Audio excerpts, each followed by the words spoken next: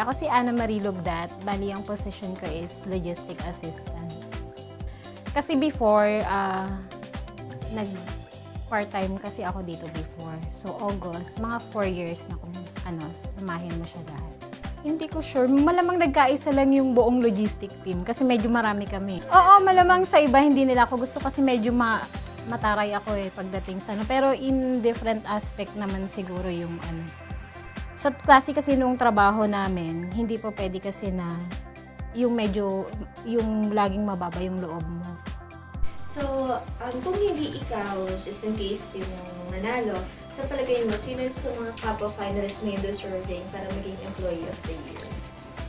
Siguro si Sir Harley kasi siya yung tipo ng tao na madali mong lapitan, i-approach mo man siya anytime, matutulungan ka niya.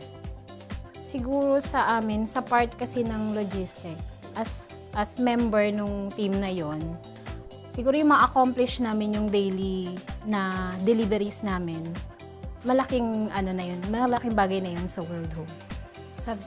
Siguro stay positive. Kasi lahat naman ng bagay, kumbaga napapag-usapan, tsaka positibo tayo in a way na kahit may mga problema, it's either malaking problema o kaya yung maliit na bagay, pwede naman siyang pag-usapan.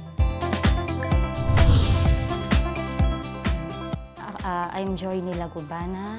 They call me Joy. From Business Development Department.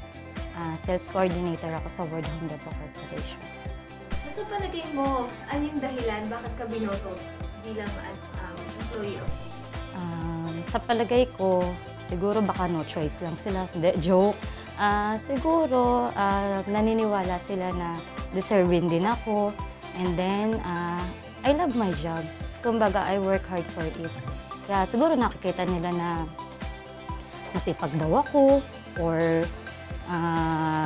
natutugunan ko yung mga pangangailangan nila. Kumbaga, parang yun. Very happy, proud, and very thankful kasi na-appreciate nila yung ginagawa ko bilang sales coordinator ng World Home Depot. Sa palagay mo, sino yung kapwa finalist mo na deserving manalo bilang Employee of the Year? Bilang Employee of the Year, I think no other than Sir Harley. Sir Harley Echano. Kasi he's the one. Kumbaga, he is very kind, tapos approachable. Siya yung tipo ng tao na pag nag-ask ka ng simpleng question, ang haba-haba ng sagot niya. May significant contribution sa World Home. Meron ba?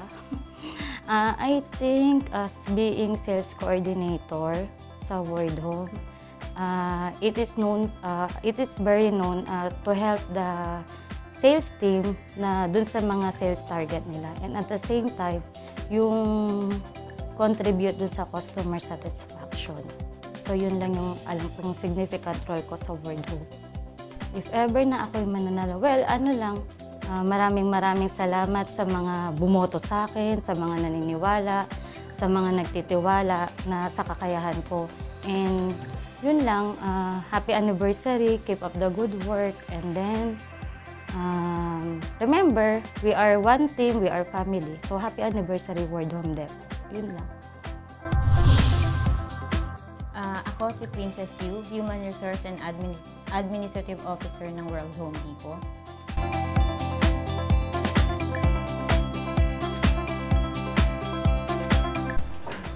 Gano'ng katagal na po kayo sa World Home?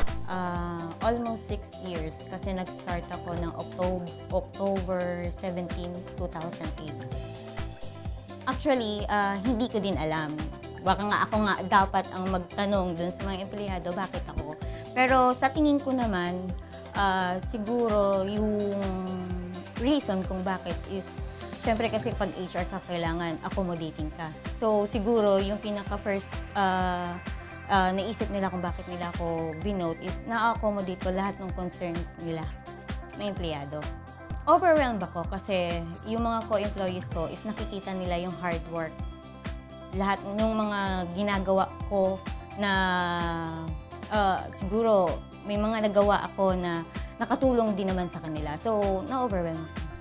I think, tsaka siya rin naman ang binote ko, talagang ang para sa akin na dapat na manalo ay si Engineer Harley Echana, yung aming technical support manager. Kasi si Sir Harley is, kung baga tinatawag nga yan dito sa amin sa World Home na walking dictionary. Kasi kung ano problema mo, tanungin mo siya, kung may concerns ka or meron kang kailangan, i-accommodate ka niya.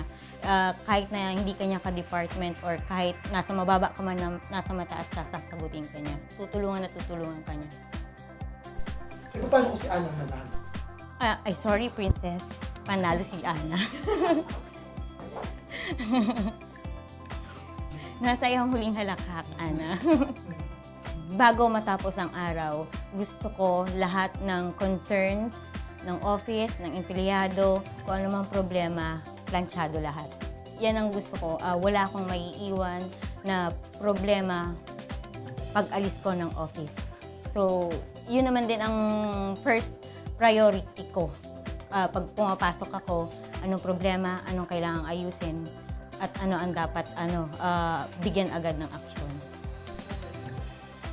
Since this is the second time na ako ay ma-nominate, kasi nung 2012 yata or 2011, naging rin ako ako yung MVE, Most Valuable Employee din.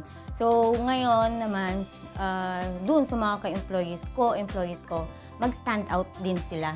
And always isipin nila na hindi porket may nakatingin, may nag-evaluate, tsaka tayo pupustos ng trabaho. May manakatingin man o wala, gawin natin kung ano yung JDR natin, kung ano yung ina-expect sa atin ng kumpanya. Ako po si Mr. Harley Echano, Technical Manager, Oldham Depot Corporation.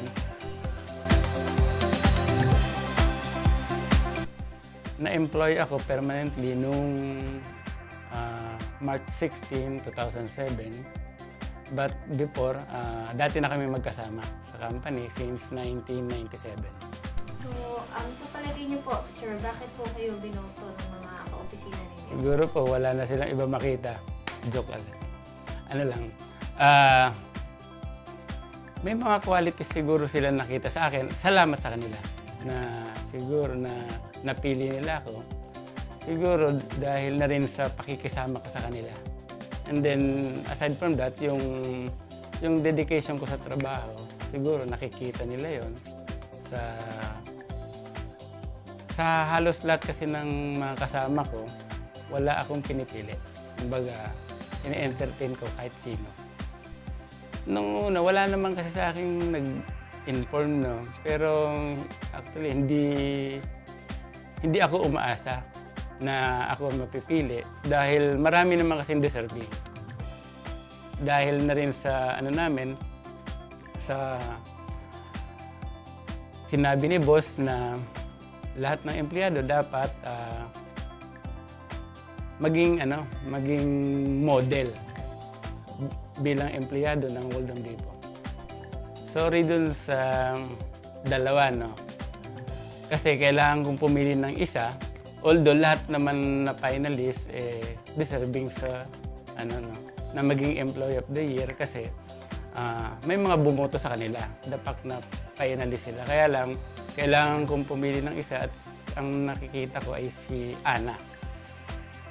Dahil lagi ko siyang, most of the time, kasama ko siya sa trabaho. Lagi kaming may interaction tungkol dun sa mga deliveries at saka sa bilang logistics officer. Marami akong na-encounter na maganda sa performance niya sa trabaho. Hindi naman sa nagbubuhat ako ng ng bangko. Pero dito sa amin, sa Oldham Depot, kami yung merong technical team na I think hindi napapantayan ng competitors namin. Yung isa sa contribution ko dito sa Oldham is that nakakapag-create ako ng bagong things, bagong bagay from existing. Nagagawa namin siya nakakapag-create kami para siyempre mahigpit ang competition ngayon sa supply and installation. Nakakapag-create kami ng mga tinatawag naming value engineering, and then yung skill ko kasi nung since elementary, high school, yung pagiging craftsman, and then perfectionist ako sa mga projects nun.